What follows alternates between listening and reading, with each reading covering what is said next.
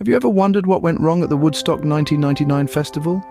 The event was meant to be a grand spectacle, a chance to relive the magic of the original Woodstock festival. Anticipation was high as the organizers, Michael Lang and John Scher, meticulously planned for what was to be a musical extravaganza. They had secured the former Griffiths Air Force Base as the venue, a place that would soon be teeming with approximately 220,000 eager festival goers.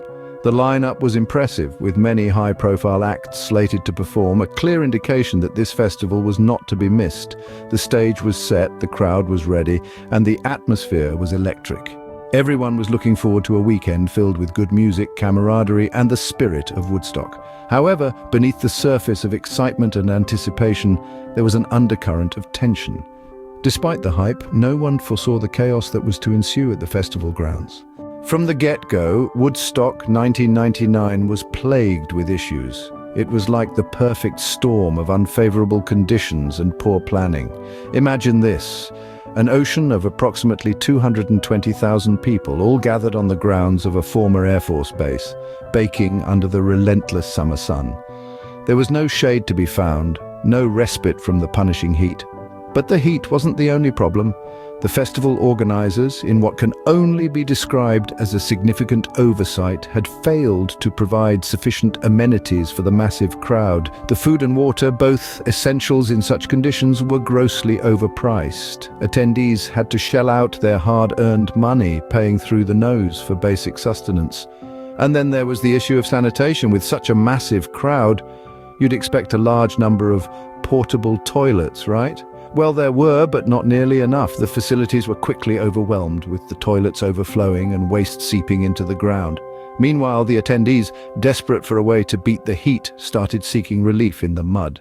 What they didn't realize, however, was that this wasn't just ordinary mud.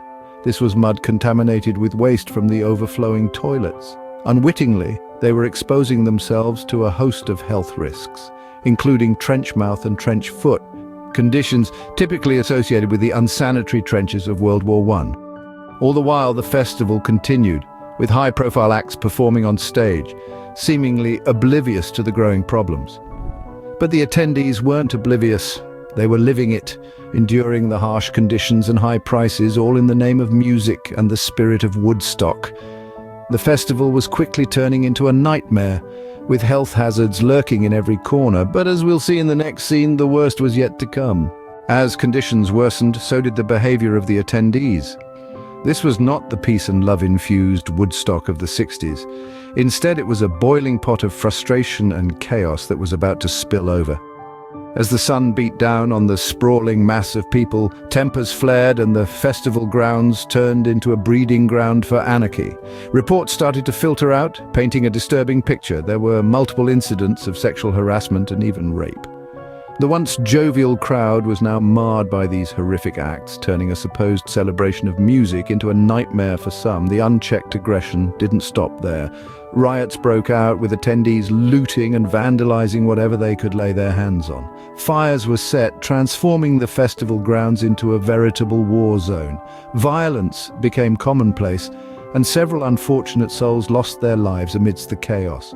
The media attention, which was initially focused on the music and the attempt to recreate the iconic Woodstock spirit, took a drastic turn. News outlets started to broadcast the darker side of the festival.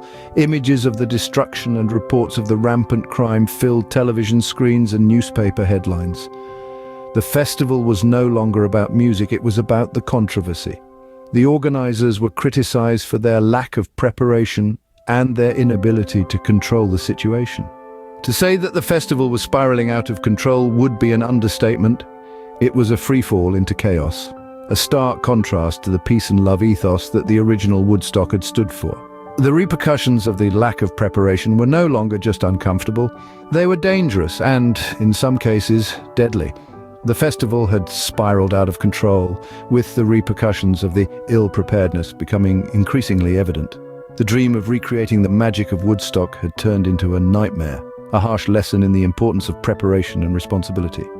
The aftermath of Woodstock 1999 was a far cry from the peace and love ethos of the original festival.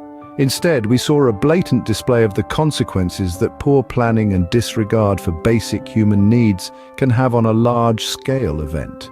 The harsh environmental conditions that attendees were subjected to, coupled with the exorbitant prices for basic necessities like food and water, led to a chaotic and dangerous environment.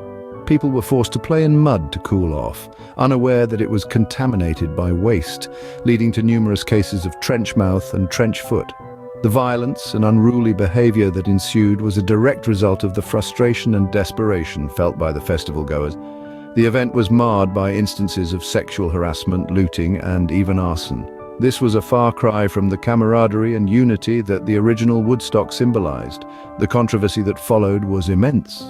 The media attention shone a light on the grave missteps of the organizers, sparking a debate on the commercialization of music festivals.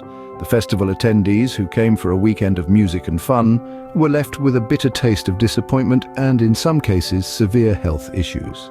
Woodstock 1999 serves as a stark reminder of what can go wrong when an event of such magnitude is not adequately prepared for.